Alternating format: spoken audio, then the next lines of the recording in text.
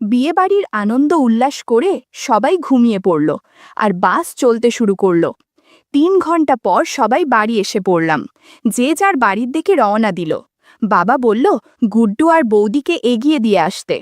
আমি গুড্ডুকে কোলে নিয়ে বৌদির সাথে এগোতে লাগলাম। রাস্তা অন্ধকার থাকায় বৌদি আমার হাত ধরে হাঁটতে লাগল। মনের ভেতর অজানা ভয় কাজ করছিল, না জানি গুড্ডু আবার দাদাকে বলে না দেয় আমি বৌদিকে বাসের মধ্যে যা করেছি সেই সব কিছু। বন্ধুরা, তোমরা যারা আগের পর্ব শোনোনি তারা জলদি গতকালের পর্ব দেখে আসো। বৌদিদের বাড়ির সামনে গিয়ে দাদাকে ফোনে করলাম গেট খোলার জন্য। দাদা উঠে এসে গেট খুলল। ওদের দিয়ে এসে আমিও ঘুমিয়ে পড়লাম। সকালে উঠে দেখি বৌদির মেসেজ করেছে, জানালো গতকালের খেলার কথা গুড্ডু ভুলে গেছে। মেসেজটা পড়ে হাফ ছেড়ে বাঁচলাম। এরপর বিছানা থেকে উঠে ফ্রেশ হয়ে নিলাম। সকালে খাবার খেয়ে কোচিংয়ে চলে গেলাম। আস্তে আস্তে বিকেল হয়ে গেল। আজকে বিকেলে গুড্ডুর পড়াও ছিল, তাই তাড়াতাড়ি স্নান সেরে ভাত খেয়ে নিলাম। তারপর গুড্ডু চলে আসলো। আমি গুড্ডুকে সাধারণত বারান্দায় পড়াতাম। আমি এসে বারান্দায় বসে গুড্ডুকে পড়াতে থাকলাম। তারপর মা আসলো, বলল আমি একটু মাঠে যাচ্ছি, তোর বাবা মাঠে আছে, আস্তে আস্তে সন্ধ্যা হবে, তুই গুড্ডুকে পড়াতে থাক। আমি গুড্ডুকে পড়াচ্ছি। 1 ঘন্টা পেরিয়ে গেল। তারপর কিছুক্ষণ পর বৌদি আসলো আমাদের বাড়িতে। বৌদি একটা হলুদ রঙের ম্যাক্সি পরে এসেছিল। ম্যাক্সি ছাড়া কিছুই ছিল না। গাছে জাম্বুরা বোঝা যাচ্ছে। আমি বৌদিকে এদিকে আসার জন্য ইশারা করলাম। বৌদি গুড্ডুর দিকে ইশারা করল। আমি আবার আসতে বলায় বৌদি আমার পাশে এসে দাঁড়িয়ে পড়ল। আমি গুড্ডুকে লেখার কাজে ব্যস্ত রাখলাম আর এদিকে বৌদির সাথে একটু মশকরা শুরু করালাম। ভাবলাম না, এখানে কিছু করা যাচ্ছে না। আমি তারপর বৌদিকে আমার ঘরে যাওয়ার জন্য ইশারা করলাম। বৌদি ঘরে চলে গেল আর আমি গুড্ডুকে আরও কিছু লিখতে দিয়ে বললাম আমি একটু পরে এসে দেখব। একটু পর ঘরে ঢুকে আমি তো অবাক। ঘরে ঢুকতেই দেখি বৌদি হলুদ ম্যাক্সিটা মেঝেতে পড়ে আছে আর বৌদি গান শেখার জন্য আমার ঘাটে শুয়ে আছে। ও ভাই, কি বলল, আমার খুব এক্সাইটেড লাগছিল। আমি দেরি না করে দরজা আজিয়ে দিলাম যাতে কেউ ডিস্টার্ব না করে। আমি বৌদিকে বললাম এটা গিটার, এটা আগে বাজানো শেখো। আমি ততক্ষণে তবলাটা বাজিয়ে নিচ্ছি। মিনিট খানেক এভাবেই চলল। কিছুক্ষণ পর গানের সুর ধরল। সারা ঘরে শব্দ হচ্ছিল। বৌদির সেই আওয়াজ লিখতে ব্যস্ত গুড্ডুর কানেও গেল। গুড্ডু বাইরে থেকে তার মায়ের চিৎকার শুনে ভয় পেয়ে গেল। ও ভাবতে লাগলো তার মার কিছু হয়ে গেল নাকি। গুড্ডু লেখা বন্ধ করে দিল। গুড্ডু চেয়ার থেকে উঠে আমার ঘরের দিকে আসতে লাগলো। গুড্ডুর পা কাঁপছিল ভয়ে। যত এগোচ্ছে তত বৌদি গানের সুর শুনছিল। এরপর খুব আস্তে আস্তে গুড্ডু ঘরের পর্দাটা সরিয়ে ভেজানো দরজাটা একটু ঠেলা দিল। দরজাটা একটু ফাঁকা হয়ে গেল। গুড্ডু পর্দার আড়ালে থেকে আমাদের কর্মকাণ্ড দেখতে লাগল। কিন্তু ও কিছু বুঝছিল না, ঠিক যেমনটা গত রাতে বিয়েবাড়ির বাসে হয়েছিল। 25 মিনিট পর বৌদি বলল, ভাই এইখানে করাটা ঠিক হচ্ছে, আমার কেমন যেন একটা ভয় করছে। আমি বললাম কিসের ভয়, এখন বাড়িতে কেউ নেই, বাইরে শুধু গুড্ডু আছে, আর ও তো কিছু বুঝবে না। বৌদি আস্তে আস্তে, বাবু তবুও আমার ভয় করছে। আমি বৌদির কথার পাত্তা না দিয়ে তবলা বাজিয়ে চলেছি। হঠাৎ বাড়িতে এক কাজের লোক চলে আসলো। বলল, ও দাদা, বাড়িতে আছো নাকি? ডাক শুনে আমি খুব ভয় পেয়ে গিয়েছিলাম। তাড়াতাড়ি সব ঠিকঠাক করে নিলাম। গুড্ডু আমার ঘরের সামনে দাঁড়িয়েছিল। সে লোকটার গলা শুনে দৌড়ে গিয়ে আবার নিজের জায়গায় গিয়ে বসে পড়ল। লোকটা গুড্ডুকে জিজ্ঞাসা করল, তোর কাকা কই রে? গুড্ডু বলল, কাকাই ঘরে মায়ের কথাটা বলতে যাবে, তখনই আমি বেরিয়ে আসলাম। বিরক্ত নিয়েই বললাম, কি চাই? কাজের লোক বলল, আগে তোমার বাবা আমাকে পাঠিয়েছে তোমাকে ডাকার জন্য, কি যেন দরকার আছে মাঠে, আর খাতা আর কলম নিয়ে যেতে বলেছে। আমি বললাম, আচ্ছা তুমি যাও, আমি আসছি। লোকটি যাওয়ার পর আমি আবার রুমে গেলাম। গিয়ে দেখলাম বৌদি একেবারে স্বাভাবিকভাবে বসে আছে। বৌদির মুখে আমি সেই অসম্পূর্ণ আকাঙ্ক্ষা দেখতে পারছিলাম। সবই বুঝছিলাম, কিন্তু কি আর করার, কপাল খারাপ থাকলে যা হয় আর কি। আমি বৌদিকে বললাম, আমাকে মাঠে যেতে হবে, তুমি গুড্ডুকে নিয়ে বাড়ি যাও। বৌদি বেশ অগোছালো ছিল।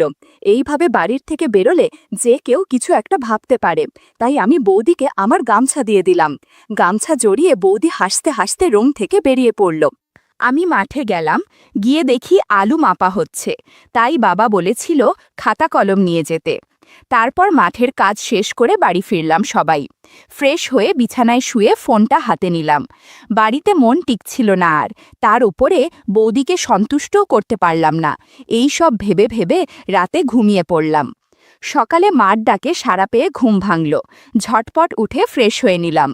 আমার রুমে গিয়ে বই খাতা নাড়ছিলাম, তখনই দেখলাম বৌদিকে কলের পাড়ে দাঁড়িয়ে আমার রুমের জানালার দিকে তাকিয়ে আছে। তারপর আমি জানালার কাছে গেলাম, দেখলাম বৌদি আমাকে দেখে স্মাইল দিচ্ছে। সকাল সকাল স্নান সেরে একটা হালকা লাল ম্যাক্সি পরে দাঁড়িয়েছিল, চুলগুলো তখনও শুকায়নি। বৌদিকে ইশারা করলাম এদিকে আসতে, কিন্তু বৌদি ইশারায় বলল যে দাদা এখনো বাড়িতে আছে, তাই আমি আর কিছু বললাম না। আমি কিছুদিন একটু পড়াশোনা নিয়ে ব্যস্ত হয়ে পড়ি। দেখতে দেখতে 4 দিন পার হয়ে গেল। বৌদি আর আমার মধ্যে এই কদিন কিছুই হলো না। যখন একটু ফ্রি হলাম, এরপর থেকে আমি আর বৌদির সঙ্গ ছাড়া থাকতে পারছিলাম না। কেমন যেন দিনকে দিন আমি বৌদির প্রতি টান বেড়ে যাচ্ছিল। আমিও জানতাম যে বৌদিও মনে হয় আমাকে ছাড়া খুব কষ্টেই আছে। আমি আর থাকতে পারছি না বৌদি, তোমাকে ছাড়া, প্লিজ আজকে একবার তোমার দর্শন দাও। বৌদি উত্তর দিল, আজকে হবে না ভাই, কালকে তোমার দাদা বাইরে যাবে অফিসের কাজে, গোছাগাছ আছে। আমি মনে মনে খুব খুশি ছিলাম, কারণ দাদা বাড়িতে থাকবে না। কিন্তু বাড়ি থেকে কি বলে বেরোবো, কালকে সেই ফন্দি করতে করতে ঘুমিয়ে পড়লাম। সকালে উঠে দেখি দাদা রেডি হয়ে কোথাও যেন যাচ্ছে, আর পাশে বৌদি ব্যাগ এগিয়ে দিচ্ছে। আমি তাদের দিকে গেলাম, না জানার ভান করে বললাম, দাদা এই সকালে কোথায় চললে? দাদা বলল, অফিসের কাজে একটু বাইরে যাচ্ছি, কাল সকালে 12টা নাগাদ ফিরব। বৌদি আর গুড্ডুর লক্ষ্য রাখিস, আমি চললাম। আমি মনে মনে বললাম, তুমি চিন্তা করো না দাদা, আজকে তোমার বউয়ের খুব ভালোভাবেই খেয়াল রাখব। তারপর দাদা চলে গেল। আশেপাশে কেউ না থাকায় আমি বৌদির পাশে গিয়ে দাঁড়ালাম। বৌদি বলল, কি করছো কি, এইখানে কেউ দেখে ফেললে মুশকিল হবে তো? বৌদি মনে হয় মাত্রই স্নান সেরেছে, চুল থেকে কন্ডিশনার শ্যাম্পুর দারুণ স্মেল পাচ্ছিলাম। ফিসফিসিয়ে বললাম, তাহলে আজকে রেডি থেকো, তোমার সেবা যত্ন করতে আসব। বৌদি বলল, ইস, বৌদির প্রতি কি দরদ, আমার এখন কাজ আছে, সন্ধ্যায় দেখা যাবে। এই বলে প্রায় আমার কাছ থেকে দৌড়ে চলে গেল, আর আমি দাঁড়িয়ে অবাক হয়ে চেয়ে রইলাম। আস্তে আস্তে বিকেল হয়ে এলো। মা জিজ্ঞাসা করল, আজকে গুড্ডুকে পড়াবি না? আমি বললাম যে আজকে গুড্ডুকে গিয়ে পড়াবো, দাদা আজকে বাড়িতে থাকবে না, তাই বৌদি বলেছে গিয়ে পড়াতে। মা বলল ঠিক আছে। আমিও শুয়ে শুয়ে সন্ধ্যা হওয়ার জন্য অপেক্ষা করতে লাগলাম। মনে মনে স্থির করলাম যে আজকে শক্তি বাড়ানোর একটা ট্যাবলেট খেতেই হবে। সন্ধ্যা হয়ে এলো, চারপাশে হালকা হালকা অন্ধকার নেমতে শুরু করেছে। আমি তাড়াতাড়ি তৈরি হয়ে নিলাম। বিকেলে মেডিকেল স্টোর থেকে একটা ট্যাবলেট নিয়ে নিলাম, যাতে সহজে ক্লান্ত না হই। আর দেরি না করে মাকে বলে বাড়ির থেকে বের হলাম। দাদাদের বাড়িতে গিয়ে গেটে নক করলাম। কিছুক্ষণ পরে গেট খুলল। গেট খুলতেই দেখি দাদা সামনে দাঁড়িয়ে। আমি যেন আকাশ থেকে পড়লাম। 1 সেকেন্ডের মধ্যে আমার সব আশা আকাঙ্ক্ষা চূর্ণ চূর্ণ হয়ে পড়ল। জিজ্ঞাসা করলাম, এ কি দাদা? দাদা বলল, কেন, কি হলো রে, খুব অবাক হলি মনে হচ্ছে। আমি বললাম, না মানে, তুমি তো অফিসের কাজে বাইরে গিয়েছিলে, কালকে আসার কথা, তাই একটু অবাক হলাম। দাদা বলল, অফিসের কাজে গিয়েছিলাম, কিন্তু কাজটা তাড়াতাড়ি শেষ হয়ে পড়ল, তাই আর নাইট স্টে করলাম না। কথাটা শুনে খুব হতাশ হয়ে বাড়িতে ঢুকলাম। ঢুকে দেখি বৌদি পুজোর ঘরে সন্ধ্যা দিচ্ছে। আমি বারান্দা দিয়ে ঘরে যাচ্ছি, সেখানে আমি বৌদির সম্মুখীন হই। আমি বৌদির দিকে হতাশভাবে তাকালাম। বৌদি আমার চোখে হতাশা দেখে বৌদিরও মন খারাপ হয়ে গেল। আমি আর কিছু না বলে ঘরে চলে গেলাম। কিছুক্ষণ পরে গুড্ডু আসলো। আমি গুড্ডুকে পড়াতে শুরু করলাম। তখন বাজে 7:30। পাশের রুমে দাদা টিভি দেখছে, সাথে বৌদিও। গুড্ডুকে পড়াতে পড়াতে অনেকক্ষণ হয়ে পড়ল। রাত 9টা বাজে। হঠাৎ তুমুল ঝড় শুরু হয়ে গেল, সাথে প্রচণ্ড বিদ্যুৎ চমকাচ্ছিল। এরই মধ্যে বিদ্যুৎ চলে গেল। গুড্ডু ভয় পেয়ে দৌড় মেরে বাবা বাবা করতে করতে পাশের রুমে দাদার কাছে চলে গেল। চারিদিকে বৃষ্টির আওয়াজে কিছু শোনা যাচ্ছিল না। একটু পরে বৌদি রুমে আসলো, একটা ল্যাম্প নিয়ে। বৌদিকে দেখে আমি কিছু বলছিলাম না, কারণ দাদাকে দেখে আমার সব মুড তো অফ হয়ে গিয়েছিল। তার উপরে এখন বাড়ি যাব, কিন্তু বৃষ্টির জন্য তা আর হচ্ছে না। বৌদি একটা পাতলা শাড়ি পরে ল্যাম্প নিয়ে দাঁড়িয়েছিল। বৌদি আমার মুখের দিকে চেয়েছিল। বৌদির মুখটা ল্যাম্পের আলোতে অনেকটা উজ্জ্বল দেখাচ্ছিল। তার চাহনি দেখে আমার কেমন যেন অনুভূতি হচ্ছিল। বৌদির দিকে তাকাতে কেমন যেন অস্বস্তি লাগছিল আমার। বৃষ্টি আরও ক্রমশ বাড়তে লাগল। বৌদি বলল, আজকে এইখানে খেয়ে বাড়ি যাবে, বসো এখন। দাদা বলল, একদম ঠিক বলেছ, আজকে না খাইয়ে যেতে দেব না আমি ওকে। তারপর আমার আর কিছু বলার থাকে কি? ল্যাম্পের আলোতেই বৌদি আমাকে আর দাদাকে খাবার দিল। খাওয়া দাওয়া শেষ করে আমি বারান্দায় আসলাম। বৃষ্টি থামার কোনো চিহ্নই নেই। দাদা বলল, দাঁড়া, আমি কাকুকে ফোন করছি। দাদা বাবাকে ফোন করে বলল, আমাকে আজকে বাড়ি যেতে দিবে না, আজকে দাদাদের বাড়িতেই থাকতে হবে। বাবাও রাজি হয়ে গেল, কিন্তু আমার দাদাদের বাড়ি থাকার কোনো ইচ্ছাই করছিল না। কিন্তু কিছু করার নেই, থাকতেই হবে। তখন বাজে 10:45। আমি পাশের রুমে গিয়ে শুয়ে পড়লাম, আর দাদা, বৌদি, গুড্ডু পাশের রুমে শুয়ে পড়ল। শুয়ে শুয়ে আমি বৌদির কথাই ভাবছিলাম, ঘুম আসছিল না। পাশের রুমে দাদার নাক ডাকার শব্দ স্পষ্ট শোনা যাচ্ছিল, কিন্তু আমার কিছুতেই ঘুম আসছিল না। বারবার বৌদির কথা আমার চোখের সামনে ভাসছিল। তখন রাত বাজে 12টা। প্রকৃতির ডাকাসাড়া দেয়ায় বাইরে গেলাম। একটু পর ঘরে আসলাম। হঠাৎ কি যেন মনে হলো, দাদার ঘরের দরজার সামনে গিয়ে দেখলাম যে ভেতরের দরজা লক করা নেই। মানে দাদার ঘরের মেন দরজা লক করা, কিন্তু আমি যেই ঘরে রয়েছি সেই ঘর আর দাদার ঘরের মধ্যে চলাচলের জন্য একটা দরজা ছিল। সেই দরজাটা লক করতে হয়তো ভুলে গেছে। আমি আস্তে আস্তে দরজাটা ধাক্কা দিলাম। দরজাটা খুলে গেল। ভিতরে দেখতে পেলাম যে সবার আগে গুড্ডু আর দাদা এক সাইডে ঘুমোচ্ছে আর বৌদি অন্য সাইডে। ঘরের ভিতরে শুধু একটা ল্যাম্প চলছিল। সেই ল্যাম্পের আলোয় বৌদিকে নাইট আউটফিটে দারুণ লাগছিল। নিজেকে সংযত রেখে বৌদির কাছে এগোতে লাগলাম। জানি না তখন আমার কি হয়েছিল। দাদা ঘরে থাকা সত্ত্বেও আমি নিজেকে আটকাতে পারছিলাম না। এরপর আমি এমন একটা কাজ করলাম যে কারণে বৌদি ঘুমের ঘরে বলল, আহ সুনীল, কি করছো কি? বৌদি মনে করছে যে দাদা এরকম করছে, কিন্তু বৌদি জানতো না যে আমি এসব করছি। কিছু পরোয়া না, আমি চালিয়ে গেলাম। বৌদি ঘুমের ঘোরে আবার বলল, উফ, ছাড়ো সুনীল প্লিজ, পাশের ঘরে ভাই আছে, থামো। বৌদির কথা শুনে দাদা ঘুমের মধ্যে বলে উঠল, ঘুমোতেও কি দেবে না নাকি? ঘুমের মধ্যে কি যাতা বলে যাচ্ছে? দাদার আওয়াজ শুনে বৌদি অবাক হয়ে চোখ খুলল। নিচের দিকে তাকিয়ে তারপর আমার কাণ্ড দেখে বৌদির হতভম্ব হয়ে গেল। বৌদি এটা ধারণা করতেই পারেনি আমি এসেছি।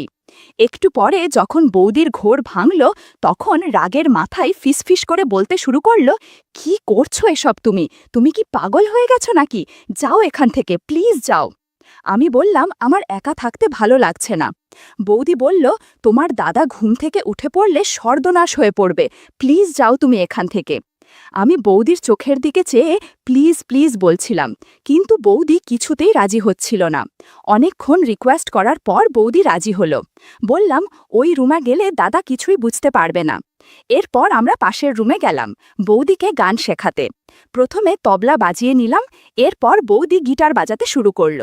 মিনিট 10 যেতেই বৌদি বলল, প্লিজ ভাই, আজ এ পর্যন্তই থাক, তোমার দাদা উঠে পড়লে সমস্যা হবে। আমি বৌদির কোনো কথাই শুনলাম না, গান বাজনা চালিয়ে গেলাম। বাইরে বৃষ্টির শব্দে বৌদির চেঁচামেচি শোনা যাচ্ছিল না, যে কারণে আমার সুবিধাই হয়েছিল। তখন বাজে রাত 2টো। এক নাগারে আমরা চালিয়ে যাচ্ছিলাম। হঠাৎ পাশের রুমে ঘুমিয়ে থাকা দাদার ঘুম ভেঙে গেল। আধ ঘুম অবস্থায় পাশে ফিরে দেখল যে বৌদি নেই। দাদা এবার উঠে বসল। পাশে ফিরে দেখল যে বৌদি যেখানে শুয়েছিল সেখানে প্রসাদ পড়ে আছে। কিছুটা হাতে নিতেই বুঝতে বাকি রইল না যে এটা কি। দাদার মনে একটা আলাদা ভাবনা ঘুরপাক খাচ্ছিল। দাদা বিছানা থেকে নামল, দেখল যে বাইরের দরজা খোলা। ভাবল যে বৌদি বোধহয় বাইরে গিয়েছে। পাশের রুমে আমি আর বৌদি ব্যস্ত সময় পার করছি। দাদা বাইরের দরজার দিকে যেতে লাগল। কিছু একটা পায়ের নিচে আশায় দাঁড়িয়ে পড়ল। পা সরিয়ে দেখতে পেল বৌদির একটা কাপড় মেঝেতে পড়ে রয়েছে। দাদা এখন একটু ভয় পেতে লাগল। বাইরে আবার ঝিরিঝিরি বৃষ্টি হচ্ছে। আমরা গান বাজনা করে ক্লান্ত হয়ে পড়েছি। ওদিকে দাদা বাইরে বেরিয়ে দেখল যে কলের পাড়ে আর বাথরুমে কেউ নেই। দাদা আবার ঘরে এসে পড়ল, চিন্তা করতে লাগলো এবং ভয় পেতে লাগলো যে বৌদি কোথায় গেল। দাদা ভাবল যে আমাকে ডাক দিয়ে জানাবে যে বৌদি কোথাও নেই।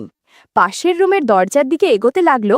তখনই দাদার চোখে পড়ল মেঝেতে মেঝেতে কতকগুলো ভেজা পায়ের ছাপ। সেটা দাইরে হতে দাদার রুম দিয়ে পাশের রুমে গিয়েছে।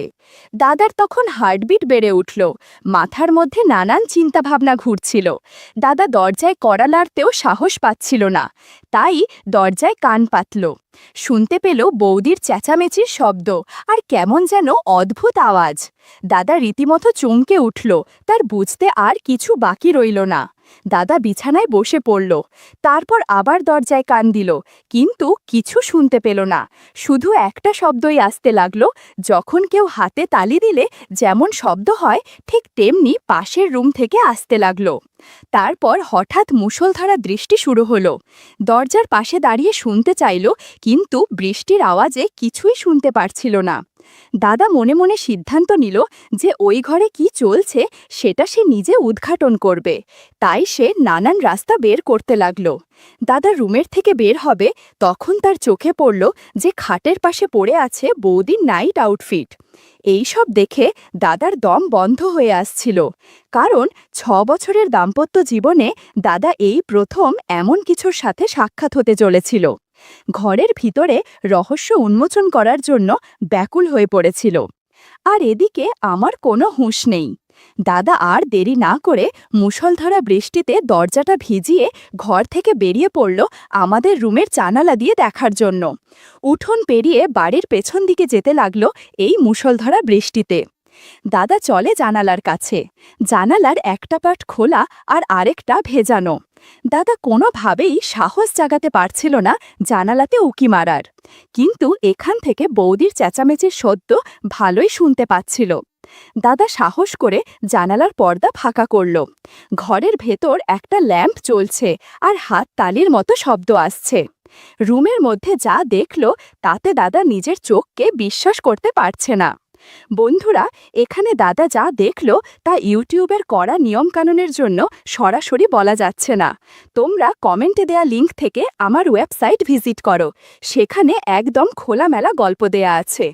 দাদা তখন হতবম্ব হয়ে দাঁড়িয়ে সবটা দেখছে, কোনো প্রতিক্রিয়া দিতে পারছে না। এরপর দাদা কি করল আর আমাদেরই বা কি হলো তা পরের পর্বে জানাবো, ঠিক রাত ৮টা ১৫ মিনিটে।